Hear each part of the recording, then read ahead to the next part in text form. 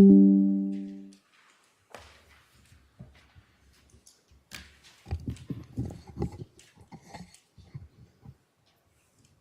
it please the court? Members of the jury. Rage. That was the defendant's answer.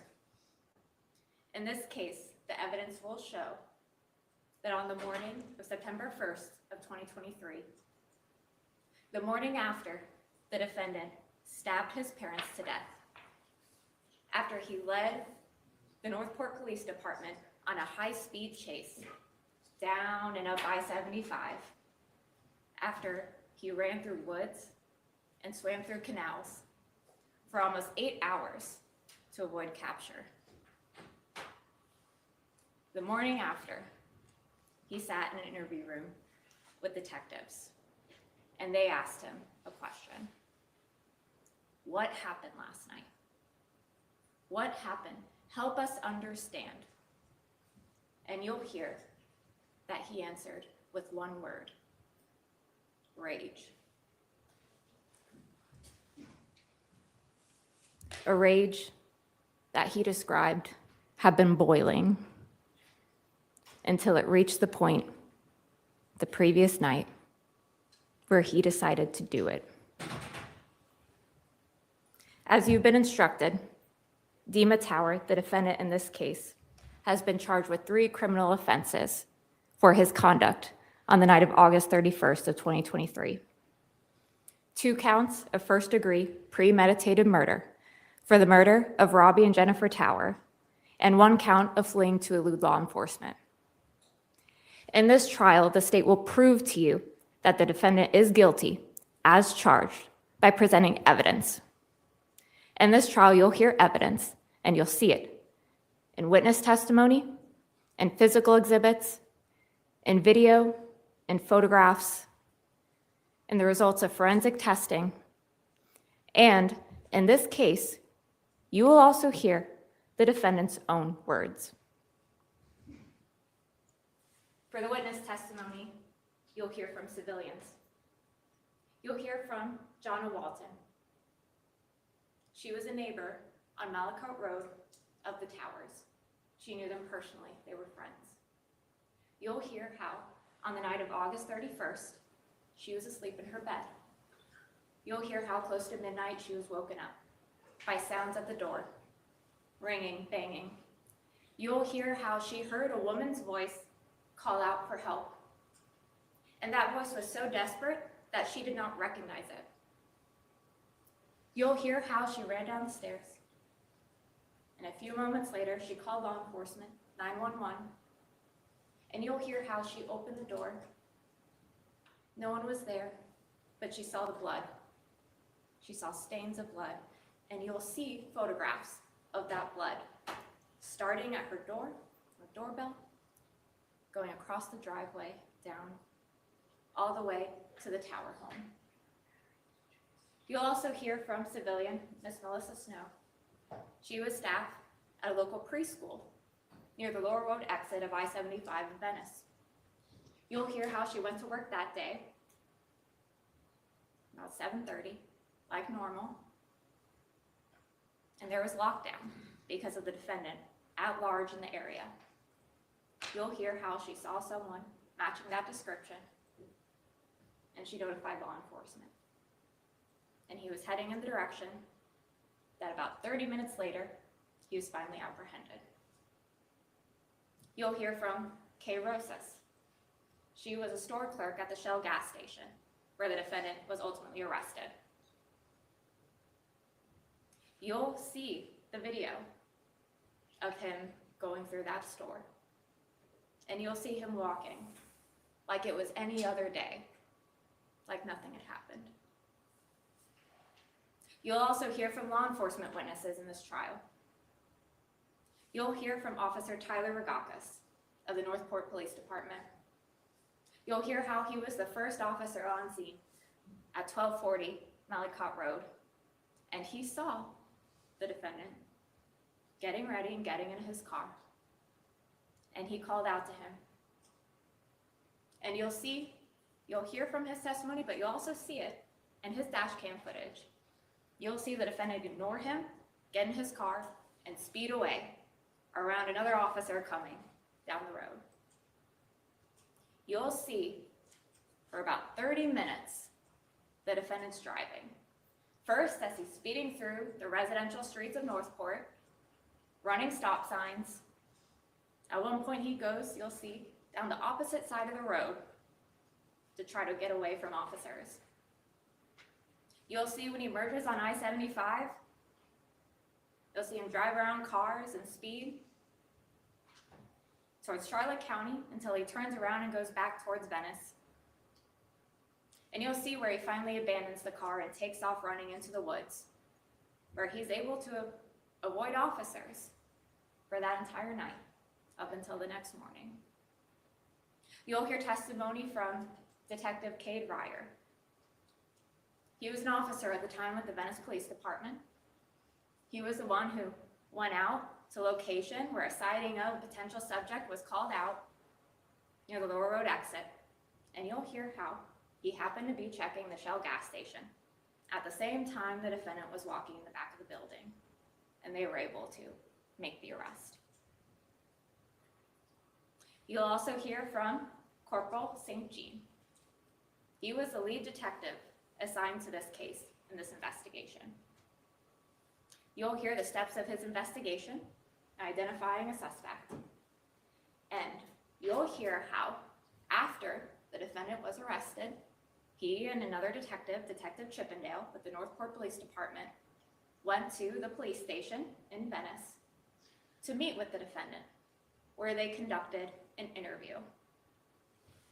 That interview was video recorded, so you will hear in this trial the defendant's own words about what happened.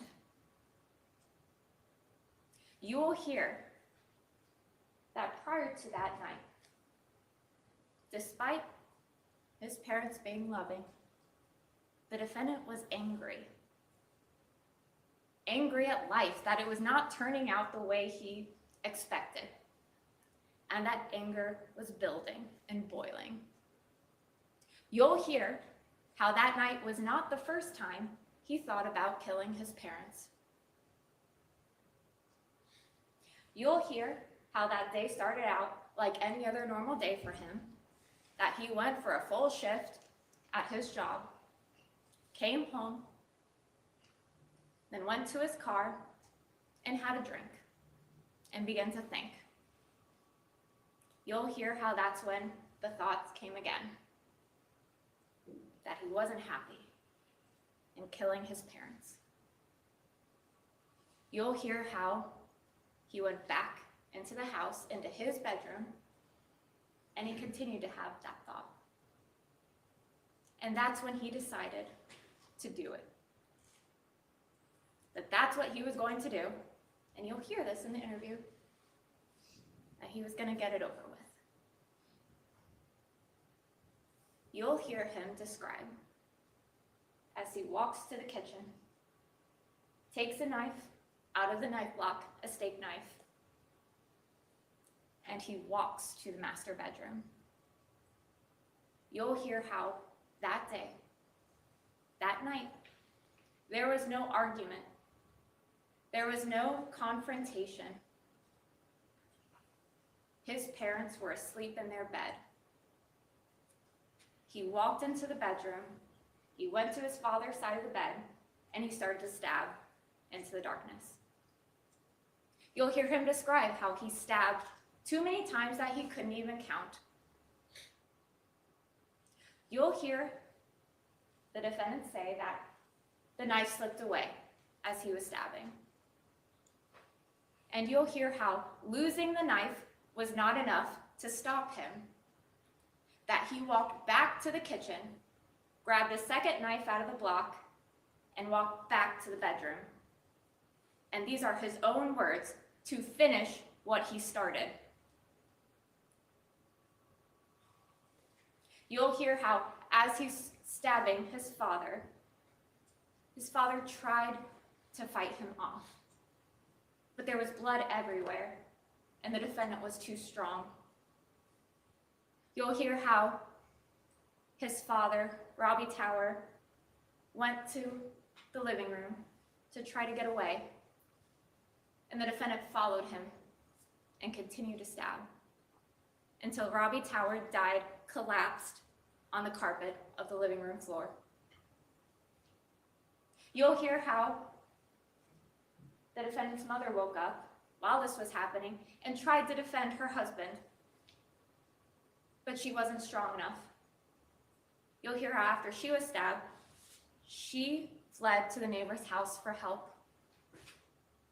And you'll hear how the defendant followed her and took her back inside. You'll hear how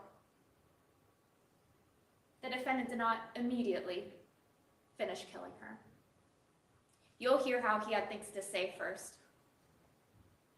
You'll hear how she sat on the couch while he stood over her, telling her those things. You'll hear how while she was on the couch, she cried and pled for her life. But the defendant didn't care. And when he was done, that's when he decided to finish killing her. You'll hear how he stabbed her again, over and over again, in her face and her neck.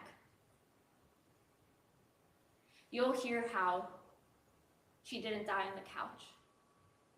She was able to crawl away on the carpet looking for her husband. And you'll hear that's where she died, lying next to him.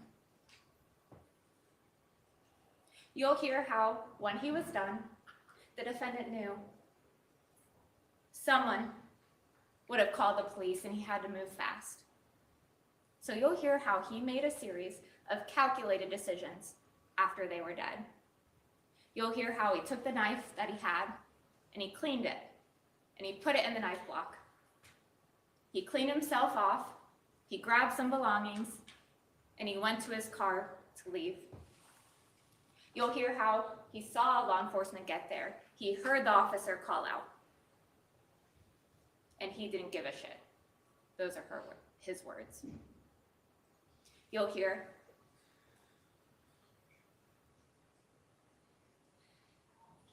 again how that night was not the first time he thought about hurting his parents. But that was the night that he decided to finally do it. And you'll hear motive.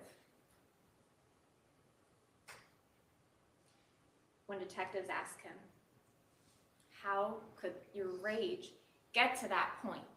Help us understand what happened.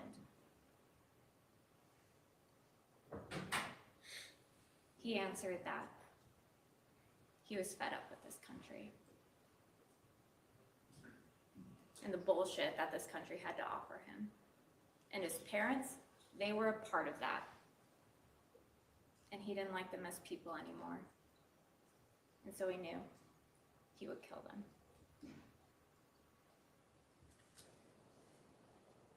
In this trial, you'll also hear from law enforcement witnesses that specialize in forensics and evidence collection.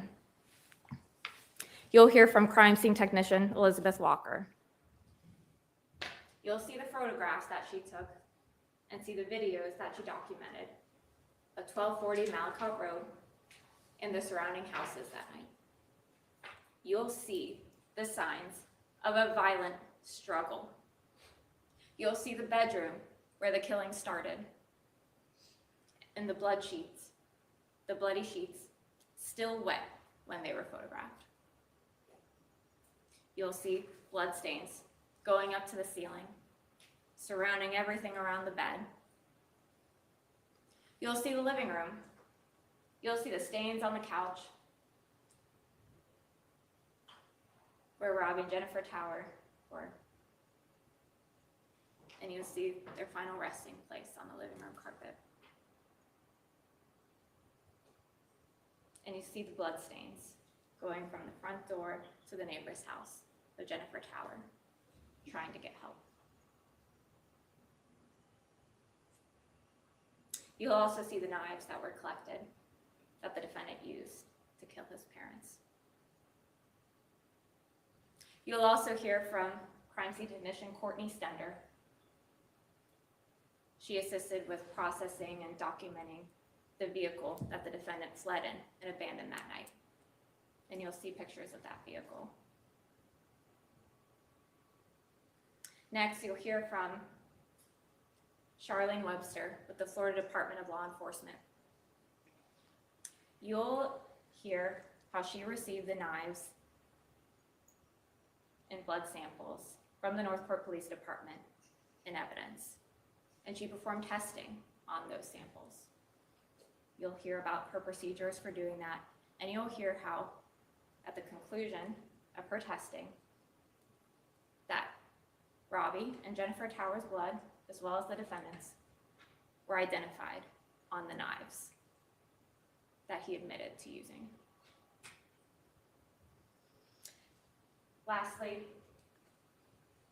you'll hear from Dr. Russell Vega. He's the chief medical examiner for the 12th Circuit. He examined the victims in the home where they died. He also performed formal autopsies in the medical examiner's office.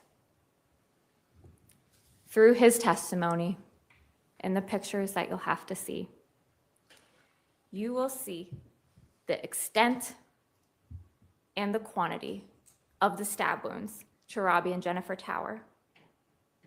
The evidence will show that Robbie Tower had 68 penetrating wounds.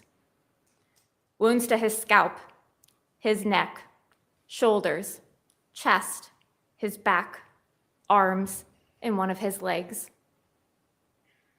You'll hear that Robbie Tower had perforations of a carotid artery, larynx, and his left lung. You'll also see and hear that Jennifer Tower had 79 penetrating stab wounds, clustered over her scalp, her head, her back, her right shoulder, her chest and arms, and 38 stab wounds to her neck. You'll hear that she had perforations of her carotid artery, her internal jugular vein, and even her spinal cord. At the end of this trial, and the close of all the evidence, after the judge instructs you in the law, the state will ask you to render a verdict that aligns with three things: the evidence that you will be presented, the law, and your common sense. We will ask that you render a verdict that holds the defendant accountable and that you find the defendant guilty as charged. Thank you.